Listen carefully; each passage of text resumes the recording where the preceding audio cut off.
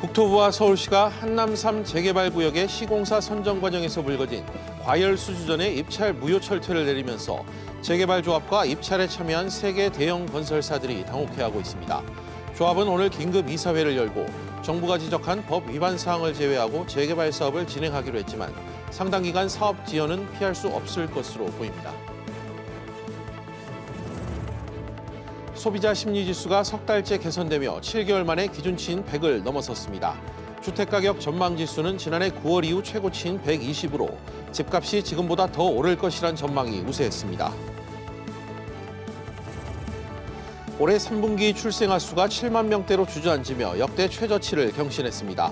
여성 1명이 평생 낳을 것으로 예상되는 평균 출생아 수인 합계 출산율은 3분기 0.88로 통계 작성 이래 가장 낮은 수치를 기록했습니다. 세계 최대 증시 관련 지수 산출 기관인 모건 스탠리 캐피털 인터내셔널이 최근 신흥국 지수의 정기 변경을 완료했습니다. 지수 재조정에 따른 국내 증시 외국인 투자자 자금 이탈 가능성과 국내 증시 영향 분석했습니다. 이상 오늘의 헤드라인이었습니다.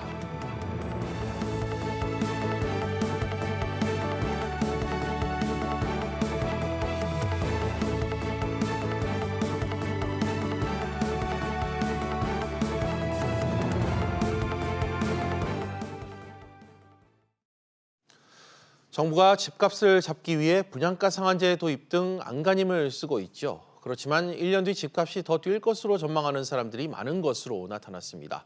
첫 소식 정광윤 기자가 보도합니다. 서울 마포구 아현동 레미안 푸르지오 아파트입니다. 지난달 전용 면적 84제곱미터가 13억 6천만 원에 거래됐는데 이달 들어 15억 3천만 원으로 2억 가까이 뛰었습니다. 입주 매매가 없잖아요. 주인이 팔려는 사람들이 없어요. 그러다 보니까 입주 매매는 비싸게 내놓는 거야. 올라가면서 계속 되고 있거든요. 이게 어디까지 갈지는 모르겠지만. 이번 달 주택가격 전망 소비자 심리지수는 120으로 지난달보다 5포인트 상승해 지난해 9월 이후 최고치를 기록했습니다. 지난 3월 바닥을 찍고 반등하면서 8개월 연속 상승하고 있는 겁니다. 집값이 더 오를 것이라는 전망이 확산되는 가운데 소비자 체감 경기도 7달 만에 최고치를 기록했습니다. 소비자 심리지수가 100을 넘기면 소비자들이 낙관적이라는 의미인데 이번 달 100.9로 2.3포인트 오르면서 기준선을 소폭 웃돌았습니다. 현재 생활형편은 전월과 동일한 수를 기록했지만 생활형편 전망이 상승하면서 전체적으로 상승한 것으로 나타났습니다. 한국은행은 미중무역 협상 진전에 대한 기대와 주가 상승, 국내외 경기 개선에 대한 기대감 등이 소비 심리 개선에 영향을 미쳤다고 분석했습니다. SBS CNBC 정광윤입니다. 과열 수주 경쟁으로 시공사 입찰 무효와 검찰 수사를 받게 된 서울 한남 3구역 재개발 사업 분위기가 차갑게 가라앉고 있습니다. 결단을 내려야 하는 재개발 조합은 오늘 긴급 이사회를 열었지만 해결책을 찾지 못했습니다. 김성훈 기자가 현장 취재했습니다. 통사업비 7조 원 규모의 재개발 사업이 진행 중인 서울 용산구 한남 3구역입니다. 국토부와 서울시가 시공사 선정 입찰에 참여한 건설사들의 제안 내용에 위법 사안이 다수 있다면서 입찰 무효 결론을 내린 뒤 충격이 이어지고 있습니다. 권고사항은 내려질 것 같았는데 이 정도로 전반적인 사항에 대해서 다 수정을 하라고는 예상을 못했죠. 이번 결정에 이곳 조합원들은 당혹감과 불만을 나타내고 있습니다. 속도 내나 그랬는데 차필 이게 또 딜레이 될 거 아니에요? 이게 좀 가라앉았죠. 조합이 판단하라는 거는 무효 결정을 내리라는 소리랑 똑같이. 조합 집행부에 대한 불신의 목소리도 나오기 시작했습니다. 당연히 불만이 나는 거예요. 파악도 못하고 뭐 하는 거냐? 뭡니다. 뒤늦게 조합이 긴급 이사회를 열었지만 뾰족한 해결책은 찾지 못했습니다. 결론이 안 나고 올 회의만 해도 그들이 할 건데 결론을 듣고 난 이후에 진행할 거. 조합은 당초 계획대로 28일 건설사들의 현장 설명회를 열 예정입니다. 다만 건설사들이 이번에 지적받은 특화 설계와 분양가 보장 약속 등을 제외한 채 참석할 예정이어서 설명회 분위기도 크게 가라앉을 것으로 예상됩니다. SBS CNBC 김성훈입니다. 신한금융지주의 차기 회장 후보 선임 절차가 속도를 내기 시작했습니다. 신한금융은 어제 회장 후보 추천위원회를 열어 1차 후보군을 추린 것으로 확인됐습니다. 현 조영병 회장의 재판 절차를 감안해 서둘러 후보를 확정지으려는 것으로 풀이됩니다. 손소구 기자의 단독 보도입니다. 신한금융지주는 어제 차기 회장 선임을 위한 첫 회장 추천위원회를 개최한 것으로 확인됐습니다. 첫 회추위에서 위원들은 폭넓게 회장 후보군을 추렸는데 현 조영병 회장을 비롯해 위성호 전 신한은행장, 임영진 신한카드 사장 등 주요 계열사 전현직 CEO들 15명이 후보군에 이름을 올렸습니다. 회추위는 이르면 다음 달 중순까지 최종 회장 후보를 결정할 계획인 것으로 알려졌습니다. 회추위에서 앞으로 회장 후보군을 압축해 최종 후보를 추천하게 될 예정입니다. 회추위가 회장 선임 절차를 앞당기는 것은 조 회장의 채용비리 재판 1심 선고 일정을 감안한 것이라는 분석입니다. 조 회장의 연임이 유력한 것으로 전해지는 가운데 회추위는 무죄 추정 원칙에 따라 1심 공판 전에 조 회장을 차기 회장으로 추천하는 절차를 마무리 지을 것으로 알려졌습니다. 조 회장의 1심 공판은 내달 18일로 확정됐고 회추위는 공판 전인 13일에 최종 회추위를 열어 최종 후보를 추대한다는 계획입니다. SBS CNBC 손석우입니다. 규제 샌드박스 제도를 통해 소비자들과 만날 수 있게 된 서비스가 앞으로 더 늘어날 것 같습니다. 오늘 규제 샌드박스 심의위원회가 열렸다고 하는데요. 취재기자 연결해 자세한 내용 들어보겠습니다. 오수영 기자. 네, 오수영입니다. 네, 구체적으로 어떤 서비스들이 가능해졌습니까? 네, 대형 택시 합승, 내국인 공유 숙박, 그리고 가사도우미의 직접 고용 등이 가능해졌습니다. 현행 택시 발전법에 따라 택시에 합승을 할 수 없는데요. 현대자동차와 KST 모빌리티는 오늘 열린 ICT 규제 샌드박스 심의위원회에서 3개월간의 실증 특례를 받았습니다. 우선 은평 뉴타운에서 대형 택시 6대가 최대 100명의 고객을 상대로 시범 운영됩니다. 고객 1명당 3명까지 합승할 수 있기 때문에 최대 400명까지 이용해 볼 수 있습니다. 서울 지하철역 근처에서 내국인 공유 숙박을 지원하려는 위홈도 실증 특례를 받았는데요. 4,000명의 호스트가 자신이 직접 거주하는 집에서만 연 180일 이내에서 운영할 수 있습니다. 오 기자, 민간에 자율적으로 규제를 개선하라고 공고된 서비스도 있었다고요? 네, 그렇습니다. 카카오페이와 언네스가 신청한 전자영수증 플랫폼입니다. 여신금융협회가 정한 현행 신용카드 가맹점 표준 약관은 매출 전표, 그러니까 영수증을 출력하도록 규정하고 있습니다. 심의위원회는 전자영수증에 종이 영수증과 같은 효력을 갖게 하면서 여신금융협회에 약관을 즉시 개정하라고 권고했습니다. 그렇군요. 또 지난 1월 규제 샌드박스 제도 첫 시행 이후 지금까지 성과는 좀 어떻습니까? 네, 현재까지 총 113건의 과제가 접수돼서 95건이 처리됐습니다. 14건의 신기술과 서비스가 시장에 출시됐는데요. 이 중 2건은 규제 개선이 완료됐습니다. 임상시험 참여 희망자를 중개하는 온라인 플랫폼과 가상현실, 그러니까 VR 러닝머신 서비스입니다. 18건이 서비스 출시 예정이며 이 중 7건은 연내에 출시됩니다. SBS CNBC 오수영입니다. 다음 소식입니다. 정부가 보잉 B737NG 균열 문제와 관련해 미국 연방항공청 FAA에 공동조사를 제안한 것으로 확인됐습니다. 명확한 원인을 이번엔 찾을 수 있을까요? 취재기자 연결합니다. 오정인 기자. 네, 오정인입니다. 네, 한미 양국이 공동조사에 들어간다고요?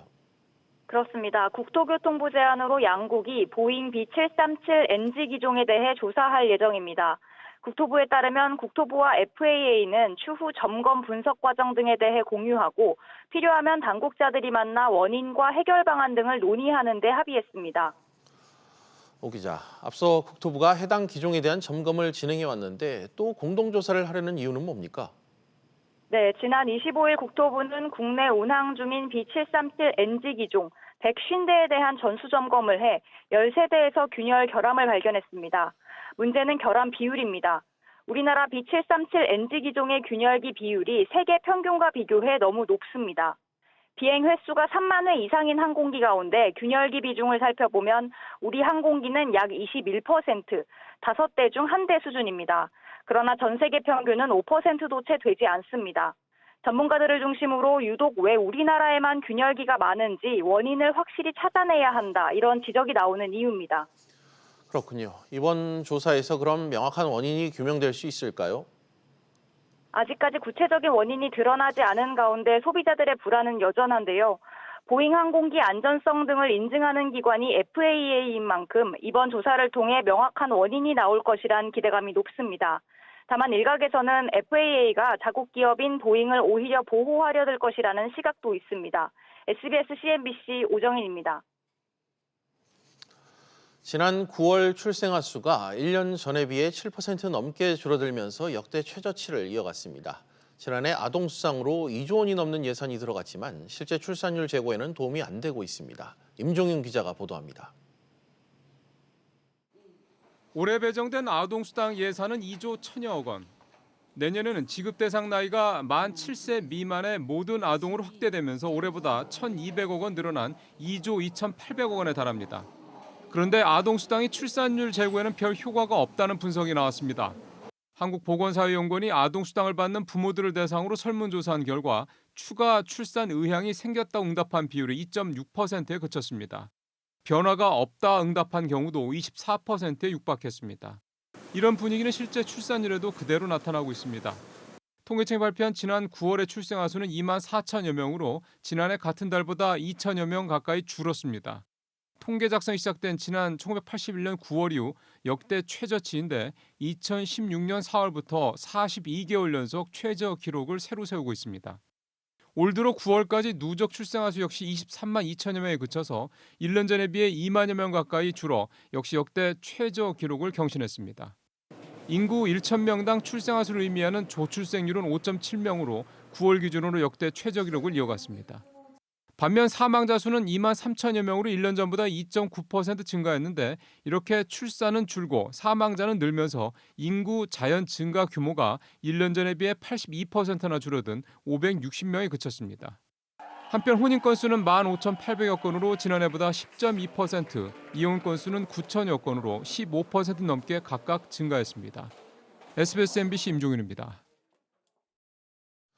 다음은 한 아세안 특별 정상회의 소식입니다. 문재인 대통령은 오늘 메콩강 유역 국가 정상들과 함께 이 미래협력 방안을 담은 한강 메콩강 선언을 채택했다고 합니다. 어떤 내용인지 취재기자 연결해 알아봅니다. 정인영 기자. 네, 정인영입니다. 네, 문재인 대통령이 메콩강 국가 정상들과 이 한강 메콩강 선언을 채택했다고요? 네, 메콩강 유역 국가인 캄보디아, 라오스, 미얀마, 태국, 베트남과의 협력을 강화하는 첫 정상회의가 열렸는데요. 한강 메콩강 선언이 채택됐습니다. 문 대통령 이야기 들어보겠습니다. 우리는 한 메콩 관계를 획기적으로 발전시켜 나갈 초석을 마련했습니다.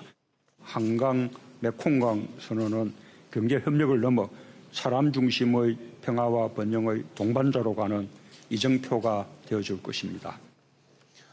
정 기자, 구체적으로 어떤 내용이 담겼습니까? 네, 우리가 경험한 한강의 기적을 바탕으로 메콩 지역의 경제 발전을 위해 함께 노력하기로 약속했습니다. 이를 위해 인프라, 인적 자원, 농촌 개발, ICT 등 다양한 분야에서 협력해 나갈 예정입니다. 구체적으로 도로, 철도, 항만 건설 분야 협력, 전자정부, 스마트시티 같은 ICT 활용 사업 협력, 중소기업, 스타트업 투자 기회 모색 등의 내용이 있습니다. 그렇군요. 메콩 국가의 시장 잠재력, 그렇다면 어느 정도 됩니까? 네, 2억 4천 명의 인구 중 젊은 노동 인구 비중이 높은 데다 광물, 산림 등 풍부한 천연 자원을 갖고 있어 성장 잠재력이 큰 곳입니다. 이미 경제 협력이 활발한 베트남을 거점으로 시장을 넓혀 나갈 수 있는 조건도 갖추고 있습니다. 이 때문에 메콩강 유역 국가가 신남방 정책의 핵심 지역 중 하나로 주목받고 있습니다. SBS CNBC 정윤영입니다. 지난해 제조업 수익이 늘어났음에도 일자리 창출 기능은 오히려 약해졌다는 지표가 발표됐습니다. 역시 취재기자 연결해 들어보겠습니다. 이한승 기자. 네, 이한승입니다. 네, 지표상으로도 제조업 부진으로 일자리 창출이 크게 떨어진 것으로 나타났다고요? 네, 통계청에 따르면 지난해 제조업 부문에서 일하는 사람 수는 296만 8천 명으로 1년 전보다 0.1% 증가했습니다. 최근 10년간 연평균 종사자 수 증가율이 1.9%였으니까 이를 크게 밑돈 수치입니다. 반면 같은 기간 제조업 부문의 생산량과 부가가치는 종사자 수보다 큰 폭으로 늘었습니다. 생산량으로 대표되는 출하액은 1,567조 1천억 원으로 3.4% 증가했고 같은 기간 부가가치는 3.9% 늘어난 567조 3천억 원을 기록했습니다. 출하액과 부가가치 모두 인건비보다는 큰 폭으로 늘긴 했지만 최근 10년간 연평균 증가율은 밑돌아서 제조업의 부진은 여실히 보여줬습니다. 그렇군요. 이 기자, 제조업 내에서도 업종별 상황이 좀 다를 것 같은데 어떻습니까? 네, 업종별로 상황도 좀 다른데요. 지난해 종사자 수는 전자업종에서 9,700명 가까이 줄어서 가장 큰 감소폭을 보였고요. 금속 가공업종과 조선업종 등이 뒤를 이었습니다. 반면 식료품과 화학 전기 장비 업종에서는 일자리가 늘어나는 모습을 보였습니다. 지난해 전자업종 출하액은 1년 전보다 3.8% 증가했고 부가가치는 7% 늘었습니다. LCD 등 전자부품의 단가가 하락했지만 올해 가격이 하락한 디램 등 반도체 부문이 지난해에는 연간 최대 수출을 기록하면서 부진을 상쇄했습니다. SBS CNBC 이한승입니다. 우리나라의 공적연금은 매년 전년도 물가 상승률을 반영해서 연금액을 높이고 있습니다. 그런데 그동안 장애인연금과 이 소득 하위 70% 노인이 받는 기초연금은 이 물가와 연동된 인상분 지급 시점이 다른 연금보다 늦어 이를 앞당겨야 한다, 이런 지적이 많았습니다. 이르면 내년부터 이 기초연금과 장애인연금 인상 적용 시기가 바뀔 것으로 보입니다. 역시 취재기자 연결해 들어보겠습니다. 이광호 기자, 구체적으로 어떻게 바뀌는 건가요? 네, 기초연금과 장애인연금의 인상 적용 시기를 현행 4월에서 1월로 앞당기는 내용의 관련법 개정안이 최근 국회 보건복지위원회 법안심사 소위를 통과했습니다. 군인연금 등 다른 연금은 이미 1월 기준으로 인상을 적용했고 국민연금도 올해 1월부터 적용 시기를 앞당긴 바 있습니다. 이번 개정안은 법제사법위원회와 국회 본회의 등을 거쳐 이르면 내년 1월 시행될 것으로 보입니다. 국회 복지위는 이외에도 30만 원의 기초연금을 받는 노인들의 범위를 올해 소득 하위 20%에서 차차 높여서 70%까지 확대하는 법안도 통과시켰습니다. 이 기자, 지금처럼 이 4월 적용으로 두면 왜 문제가 되는 겁니까? 네, 물가 상승률은 연말 통계를 쓰면서 그 적용 시점만 3개월 미룬 것이기 때문입니다. 정부는 연말에 발표되는 그해 물가 상승률을 반영해 이듬해 연금액에 반영합니다. 예를 들어 지난해 25만 원이었던 기초연금은 지난해의 물가 상승률을 반영해서 올해엔 25만 3,750원을 받고 있습니다.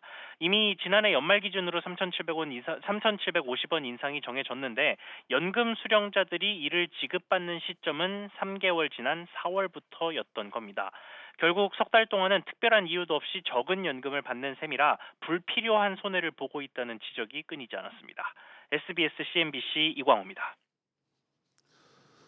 금융당국이 운용사에 펀드 상품을 주문하고 이를 공모규제를 피하기 위해 사모 상품으로 쪼개 팔았다는 혐의를 받는 농협은행을 상대로 제재 절차에 착수합니다. 역시 취재기자 연결해 들어보겠습니다. 신윤철 기자. 네, 신윤철입니다. 네, 오늘 금융위원회 내 증권선물위원회 농협은행 제재안이 올라간다고요. 내용 좀 설명해 주시죠. 네, 오늘 금융위원회사나 증권선물위원회는 운용사의 펀드를 주문 제작하고 이걸 사모펀드로 쪼개 팔아 공모규제를 회피했다는 혐의를 받는 농협은행을 상대로 제재 심의에 착수합니다. 농협은행은 지난 2016년부터 2018년까지 파이나시아 자산운용과 아람 자산운용에 펀드를 주문 제작한 OEM 펀드를 이것을 팔아 자본시장법을 위반했다는 의심을 받고 있습니다. 여기에다 농협은행은 이 상품이 사실상 공모상품인데도 관련 규제를 피하기 위해 사모상품으로 쪼개 팔았다는 혐의도 받고 있습니다. 이 때문에 금융감독원이 농협은행을 자본시장법 위반으로 과징금을 부과하는 안건을 통과했고 이걸 오늘 증선위가 심의하는 겁니다. 신 기자, 결과는 지금 어떻게 예상됩니까? 확실히 예단할 수는 없지만 금융위원회가 금감원에 올린 과징금 부과안을 뒤바꿀 가능성이 높지는 않다는 관측입니다. DLF 사태 이후 당국이 이달 중순 발표한 고위험 상품 투자자 보호 대책에 OEM 펀드 등에 대한 제재 내용이 포함될 정도로 당국의 의지가 확고하다는 이유에서입니다. 다만 금융당국이 지금까지 OEM 펀드를 팔았다는 이유로 운용사가 아닌 판매사를 징계한 적이 한 번도 없다는 점은 변수입니다. 농협은행 제재 결과가 동일하게 OEM 펀드를 팔고 공모규제를 회피했다는 의혹을 받는 DLF 판매사, 우리은행과 하나은행에 대한 추후 제재에도 영향을 줄 것으로 보입니다. SBS CNBC 신윤철입니다. SK케미칼의 치매 치료 패치가 미국 식품의약국 FDA 판매 허가를 받았습니다. SK케미칼은 국내 제약사가 개발한 치매 치료 패치 제품이 FDA 승인을 받은 건 처음이라고 밝혔습니다. 이 제품은 지난 2007년 다국적 제약사가 개발한 제품의 복제약으로 2010년 개발 이후 국내외 19개국에 판매되고 있습니다. 경기도 시흥의 한 초등학교에서 집단 식중독 의심 증상이 나왔습니다. 시흥 보건소 등에 따르면 이 초등학교 학생 50여 명은 지난 22일 구토와 설사 등 이상 증상을 보였는데 학생 한 명에게서 노로바이러스 양성 반응이 나왔습니다. 노로바이러스는 겨울철에 주로 발생하는 식중독 바이러스로 예방을 위해선 손을 깨끗이 씻고 해산물은 반드시 익혀 먹어야 합니다.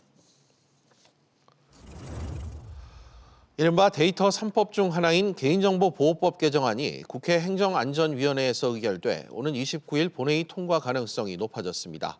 개인정보법 개정안은 특정 개인을 식별할 수 없도록 처리한 가명 정보를 본인의 동의 없이도 과학적 목적 등으로 활용할 수 있도록 하고 있습니다. 하지만 데이터 3법 중 나머지 정보통신망법과 신용정보법은 각 상임위에 계류돼 있어 여전히 본회의 통과가 불투명한 상황입니다.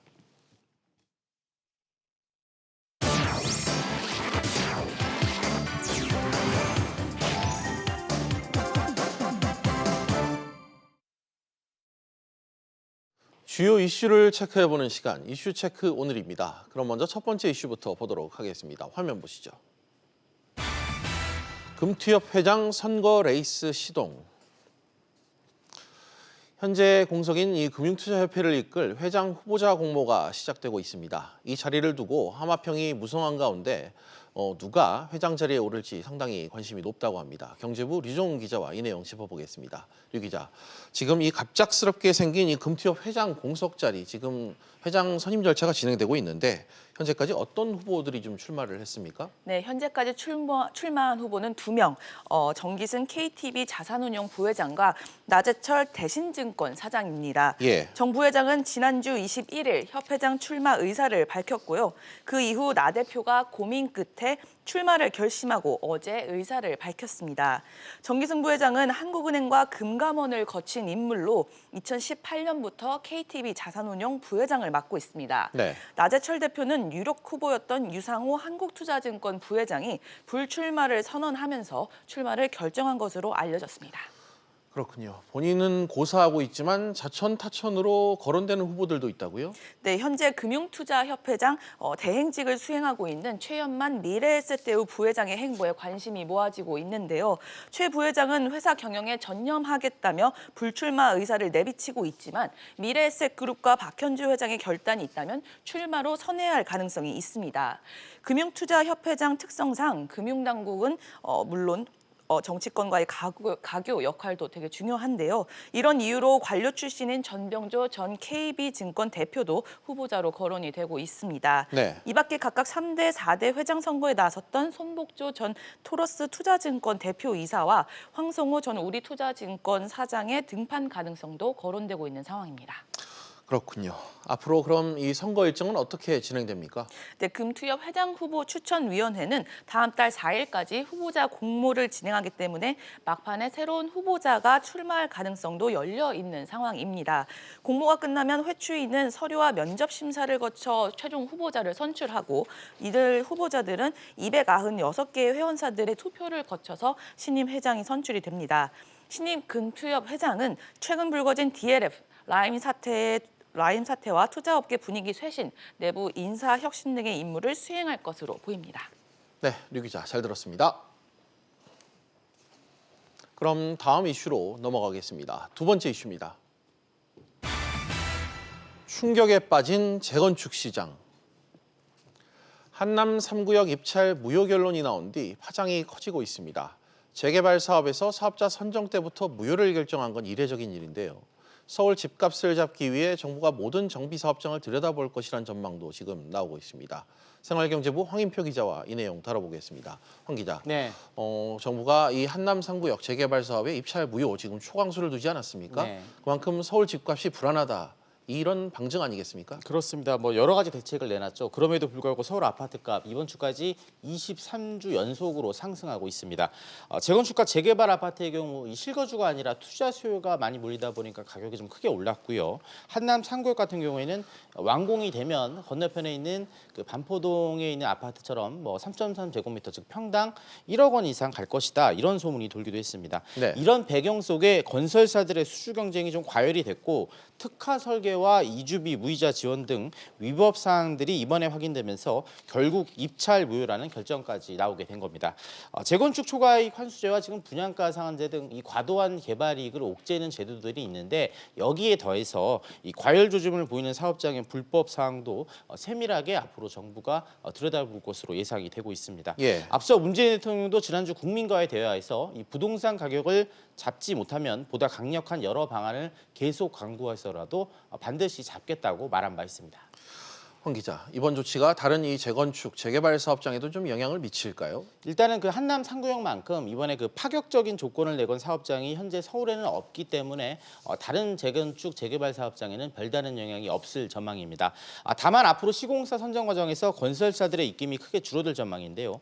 예전 같으면 각 건설사들마다 몇 천만 원의 분양가를 보장하겠다, 임대주택을 매입하겠다 등의 약속을 했는데 이제부터는 이제 이런 것 자체가 모두 위법 사항이기 때문에 이런 조건을 내세우기가 어려워지게 되는 겁니다. 아파트를 좀 비싸게 이제는 지을 수 없는 그런 상황이기 때문에 분양가가 다소 내려가면서 서울 집값이 좀 안정될 그럴 가능성도 있습니다. 하지만 이제 뭐 재건축이나 재개발 조합 입장에서는 사유재산 침해다 이러면서 이 반발도 만만치 않게 일어나게 될 것으로 보입니다.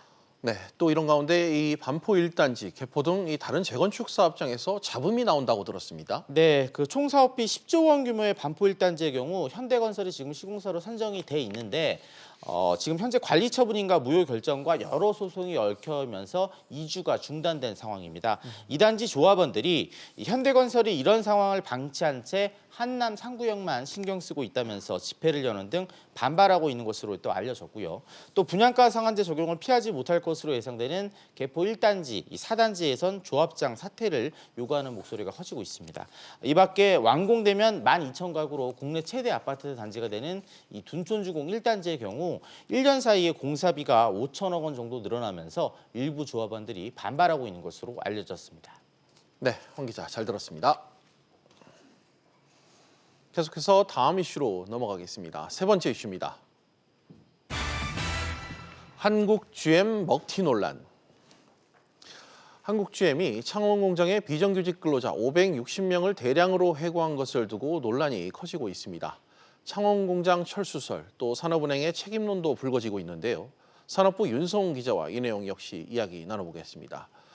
윤 기자, 어제 창원 공장 비정규직 대량 해고 사태 이 소식을 전해주셨는데 논란이 점차 커지는 것 같아요. 네, 그렇습니다. 한국GM의 일방통행 때문인데요. 지난해 법원과 고용노동부는 한국GM 창원 공장의 비정규직 근로자들을 불법 파견으로 인정했습니다. 이에 따라 직접 고용 지시를 내렸는데요. 하지만 한국GM이 이를 이행하지 않자 1인당 1,000만 원의 과태료를 부과했습니다.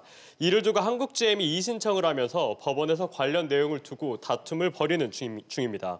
고용노동부 관계자는 정부가 고용 명령을 내린 시점부터 판결이 나는 시점까지는 이들의 고용 관계가 유지되는 상태라고 설명했는데요. 다만 법원의 판결이 나기 전까지는 이들에 대한 해고 통보를 막을 수 없다고 밝혔습니다. 네, 법원 판결이 나기 전까지는 해고 통보를 막을 수 없다. 그런데 부평 공장에서도 비정규직 해고 논란이 일고 있다고요? 네, 그렇습니다. 한국GM은 창원 공장을 기존 2교대에서 1교대 생산으로 전환을 추진하고 있습니다.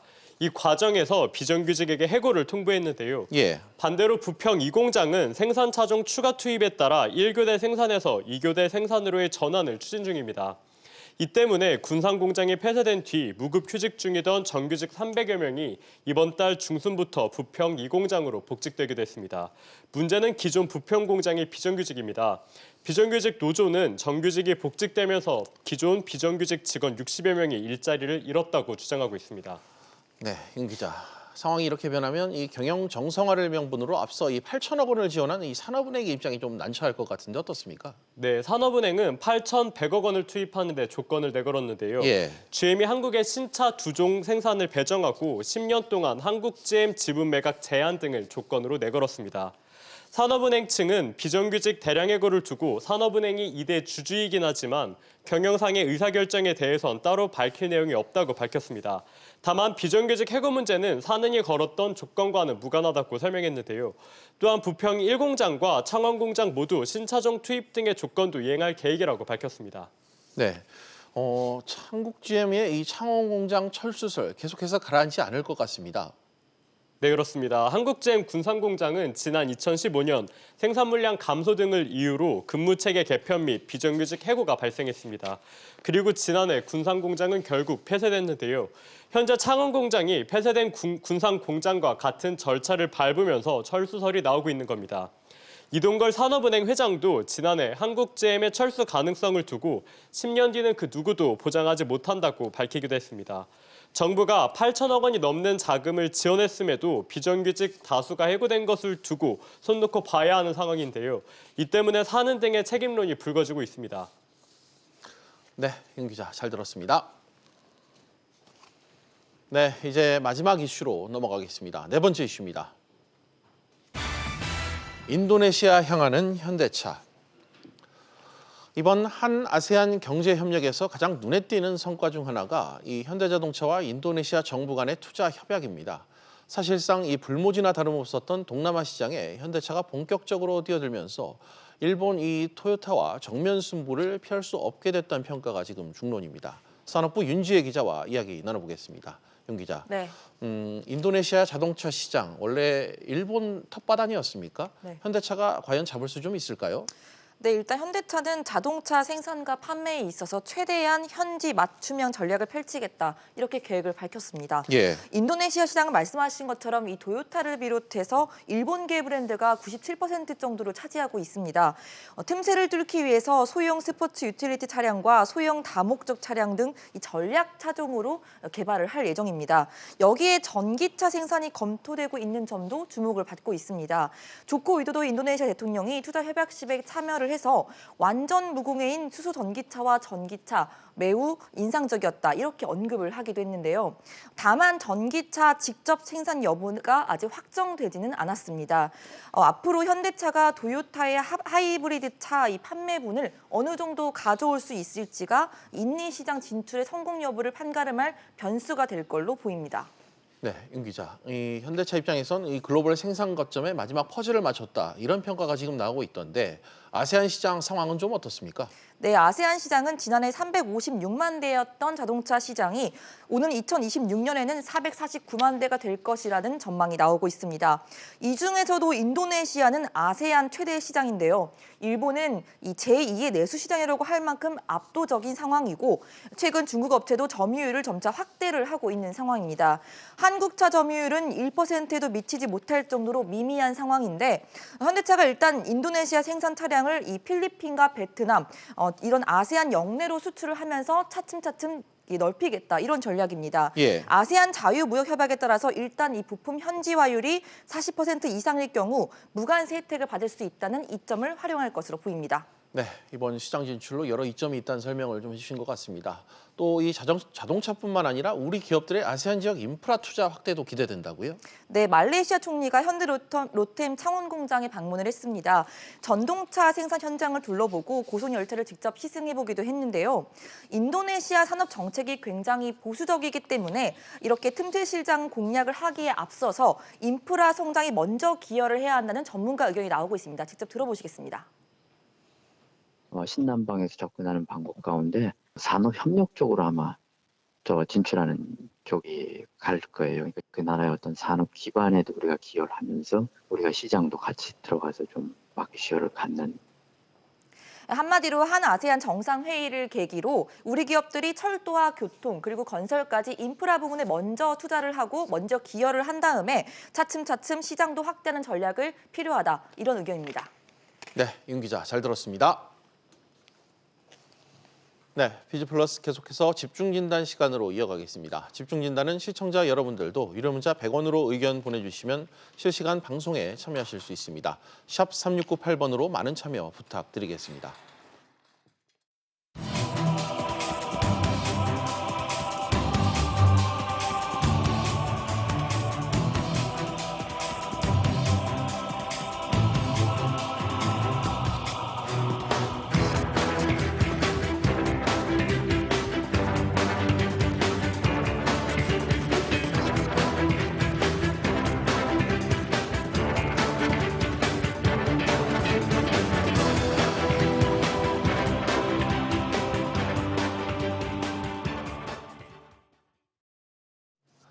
어제 종가 기준으로 주식시장에선 이 MSCI 이 포트폴리오 이 재조정이 적용되면서 이 외국인 매도세 흐름에 관심이 지금 쏠리고 있습니다. 외국인 자금 이탈이 가속화되면 이 수급 불안을 초래할 수 있기 때문인데요.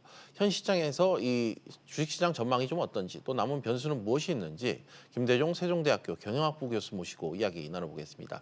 교수님 안녕하십니까? 안녕하십니까? 네. 일단 MSCI 지수 이 자체가 좀 시청자분들 익숙하지 않은 분들도 많을 것 같은데 일단 어떤 건지 어디서 발표되는지 다시 한번 좀 정리를 해주시죠.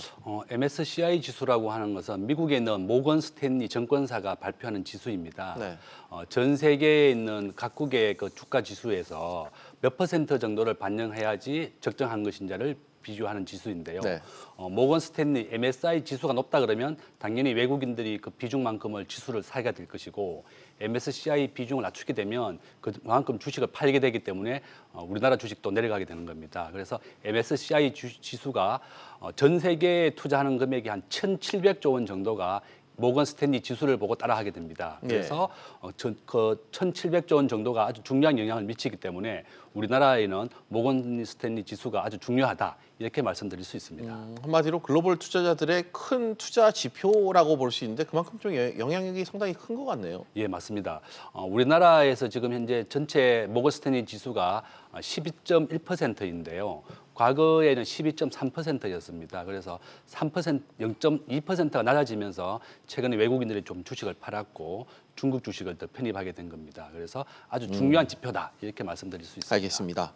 지수가 갖는 이 공신력이 상당한 것 같은데 그러면 이 지수에 편입된 이 국가, 해당 국가의 기업들, 종목들, 경제, 금융 신뢰도가 상당히 좀 많이 편차가 있을 것 같은데 이 부분도 좀 설명해 주시죠. 우리나라는 전 세계에서 제조업 기준으로 5위입니다. 예.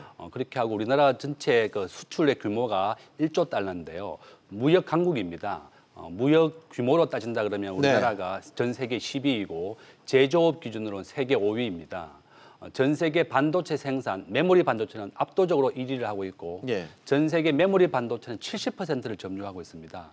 그래서 이만큼 한국 경제가 중요하고 전 세계 IT 기업, 반도체 정시에는 아주 중요한 영향을 미치기 때문에 전 세계에서도 한국에 대한 주식 투자 비중을 늘려왔고 MSCI 지수도 중요한 비중을 차지하고 있다. 이렇게 말씀드릴 수 있습니다. 알겠습니다. 사실 국내 기업들의 외국인 투자가 늘어난다는 뜻은 이 긍정적인 흐름으로 좀 봐야 될 것도 같습니다. 투자가 늘면 기업들 자금 사정도 좋아질 거고 좀 더 넓게 봤을 때는 이 국내 증시의 안정성 역시 기대할 수 있는 부분인 것 같고요. 외국인의 국내 증시 투자 어떻게 평가해야 될까요? 저는 외국인이 우리나라 주식에 투자하는 것은 굉장히 긍정적으로 봅니다. 주가라고 하는 것은 항상 6개월 선행지수인데요. 외국인들이 주식을 투자하게 되면 우리나라 주가가 올라가게 되고 외국인들은 한국 경제가 6개월 뒤, 1년 뒤에 올라간다고 보는 거거든요. 즉 한국의 기업이 개선되고 실적이 좋아진다는 것을 의미합니다. 그래서 항상 주식을 투자하거나 외국인들이 우리나라 주식을 살 때도 한국 기업이 좋아진다고 전망하게 되면 주식을 살 것이고 한국 경제의 전망이 어둡다고 하면 주식을 팔게 됩니다.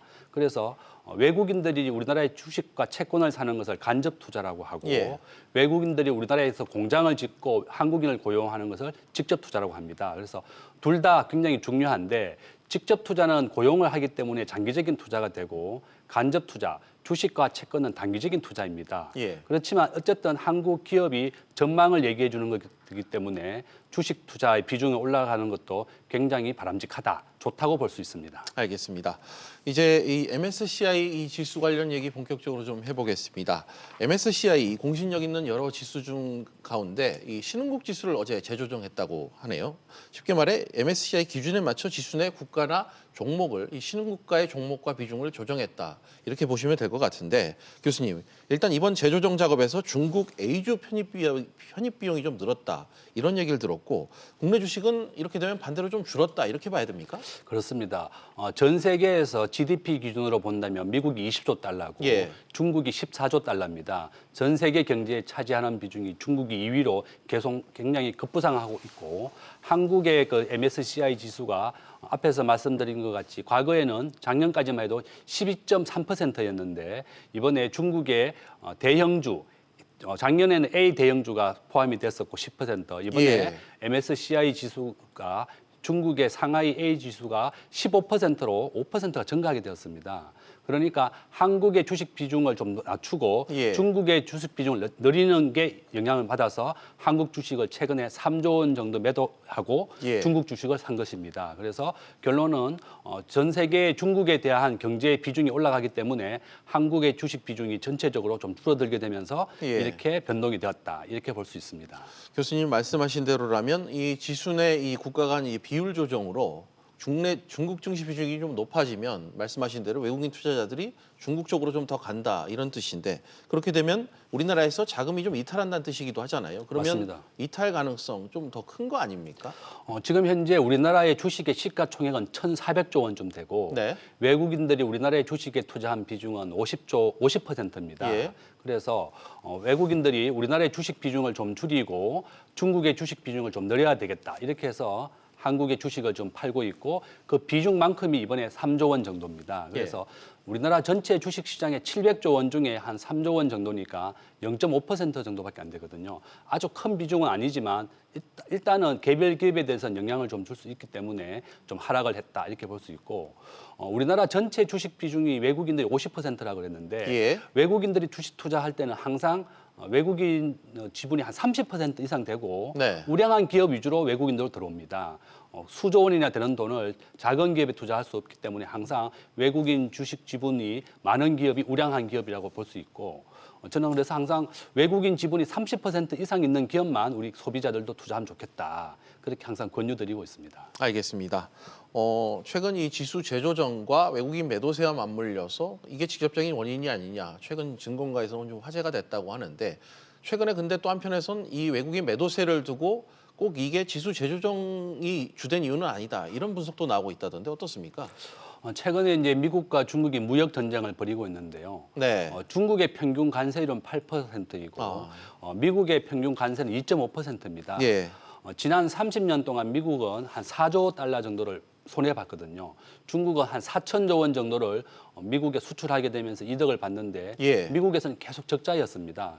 그래서 트럼프 대통령이 2017년도에 취임하면서 중국이 계속 이득만 보고 미국 물건을 사가지 않으니까 예. 관세를 10배 올린 겁니다. 2.5%에서 25%를 올리고 중국도 미국을 인해서 많이 이득을 봤으니까 미국의 물건도 좀 사줘라. 미국의 농산물도 좀 수입을 해라. 네. 이렇게 하는 것이 미중 무역 협상입니다. 그래서 최근에 일부는 타결이 되었고 또 홍콩 사태가 또 장기화되고 있으면서 예. 우리나라는 전 세계 무역 수출하는 비중이 중국이 33%입니다. 우리나라 무역의 3분의 1을 중국이고 2등이 미국인데 12%입니다. 그래서 중국과 홍콩을 합하면 우리나라 무역의 3분의 1은 다 중국에 포함되고 미국이 12%니까 우리나라 전체 무역 규모의 50%를 미국과 중국이 차지한다고 볼 수 예. 있거든요. 우리나라의 GDP가 1.6조 달러고 네. 수출 수입을 더하면 1.2조니까 우리나라의 무역 의존도가 87%거든요. 네. 그래서 미중 무역 협상이 장기화됨으로 인해서 한국의 전체 수출액이 한 5% 감소했거든요. 예. 그래서 여러 가지 이유도 있겠지만 미중 무역 협상이 올해 연속되면서 네. 우리나라에 영향을 큰 받았다. 또 무역 의존도가 워낙에 큰 국가이기 때문에 우리나라가 큰 영향을 받았다고 이렇게 볼 수 있는 겁니다. 알겠습니다. 미중 무역 협상과 홍콩 사태가 이 최근의 외국인 매도 흐름과도 영향이 있다. 일정 부분 그런 설명을 좀 해주신 것 같습니다. 또 아람코라는 이 석유 회사의 상장 이슈와 국내 증시 그리고 MSCI 지수와의 또 연관관계가 있다고 합니다. 이 변수도 좀 짚어볼 텐데요. 아람코가 MSCI 신흥국 지수에 편입될 경우 국내 증시 비중이 더 쪼그라들 수 있다. 이런 전망이 나오는데 이 부분은 어떤 이유 때문입니까? 아람코라고 하는 데는 그 사우디아라비아의 국영 기업인데요. 예. 시가총액이 2천조 원입니다. 우리나라의 삼성전자가 시가총액이 400조고 세계 1인 애플이 1조니까 약 우리나라의 삼성전자의 5배 정도 되는 거죠. 네. 그러니까 아람코가 12월에 상장을 할 예정이고 그러면 MSCI 지수나 전 세계 주식을 투자하시는 분들이 그럼 아람코 주식을 지분을 취득하게 되니까 한국 주식의 지분을 팔고 아람코 주식을 편입 안 할 수가 없습니다. 예. 전 세계 석유의 10%를 차지하고 있는 게 아람코고 영업이익이 작년에 2천억 달러입니다. 그러니까 영업 시가총액이 2천조니까 네. 한 10% 정도를 매년 이익을 보고 있는 국가거든요.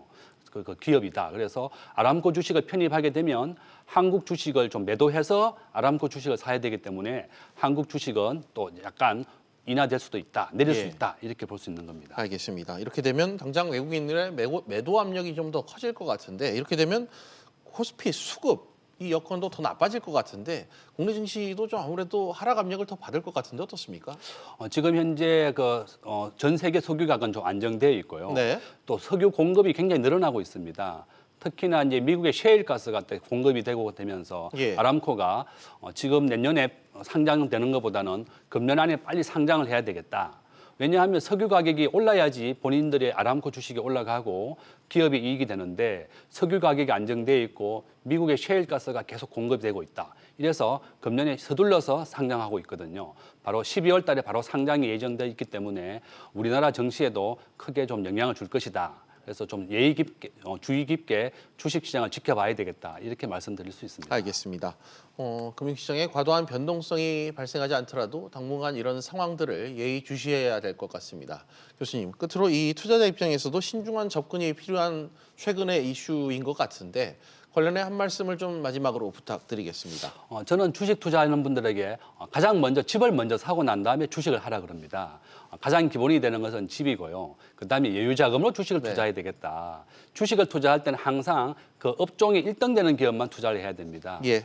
우리나라 주식이 지금 현재 2,100포인트인데요. 1980년이 100이었거든요. 그러니까 40년이 지난 지금도 2,100이니까 겨우 한 20배 정도 오른 거거든요. 예. 삼성전자가 같은 기간에 100배 정도 올랐고 엄마 아파트가 한 10배 정도 올랐습니다. 그렇지만 주식을 투자할 때는 오르는 게 30%, 내리는 게 30%이기 때문에 여유 자금으로 해야 되겠고 또 주식은 항상 10년 뒤에도 생존할 수 있는 기업, 우량한 기업만 투자해야 되겠다. 이렇게 권유드리겠습니다. 알겠습니다. 불확실성이 높은 증시 신중한 투자를 했으면 한다는 끝으로 한 말씀을 해주셨습니다. 교수님 말씀은 오늘 여기까지 듣겠습니다. 오늘 나와주셔서 고맙습니다.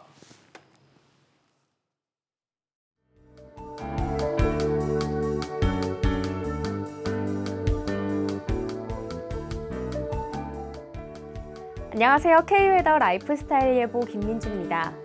현재 남부지방이 대체로 흐린 가운데 남해안 지역에 산발적인 빗방울이 떨어지고 있고 제주도에는 비가 내리고 있습니다. 오늘 저녁부터는 동풍의 영향을 받는 동해안 지역에 비가 오겠는데요. 내일까지 강원 영동과 경북 북부 동해안에 30에서 70mm, 경상 동해안과 제주도에 5에서 20mm의 비가 내리겠습니다. 하지만 기온이 낮은 강원 산간으로는 비와 눈이 섞이면서 최대 30cm의 많은 눈이 내려 쌓이겠는데요. 이에 따라 내일 아침 출근길은 도로가 미끄럽겠습니다. 시설물 관리와 안전사고에 각별히 유의하셔야겠습니다. 한편 내일 아침 내륙을 중심으로는 영하권의 기온을 보이며 춥겠습니다. 서울의 아침 기온은 0도, 대전은 영하 3도, 전주는 영하 2도까지 떨어지겠는데요. 여기에 강한 바람까지 불면서 체감온도를 더욱 끌어내리겠습니다. 내일 우리나라는 바레만 부근에 위치한 고기압의 가장자리에 들겠습니다. 다음은 자세한 지역별 날씨입니다. 중부지방 내일 아침 기온이 큰 폭으로 떨어집니다. 영하권의 기온을 보이며 춥겠는데요. 하늘은 대체로 맑겠습니다. 동해안 지역에 내리는 비와 눈은 내일까지도 이어지겠습니다. 낮 기온은 속초와 강릉 4도로 종일 춥겠습니다. 남부지방 대체로 맑겠지만 부산은 아침까지 비가 오겠고 제주도는 내일 아침부터 낮까지 비가 오겠습니다. 바다의 물결은 전 해상에서 매우 높게 일겠고요. 내일 대부분의 상에 풍랑특보가 발효될 가능성이 높습니다. 항해나 조업하는 선박은 발표되는 기상정보를 확인하셔야겠습니다. 이번 주 금요일과 토요일 사이 동해안을 중심으로 비나 눈이 오겠고요. 10월의 첫날인 일요일에는 전국에 비와 눈 예보가 들어 있습니다. 지금까지 기상정보였습니다. 비즈플러스 오늘은 여기까지입니다. 다음 뉴스는 7시 뉴스프리즘으로 이어집니다.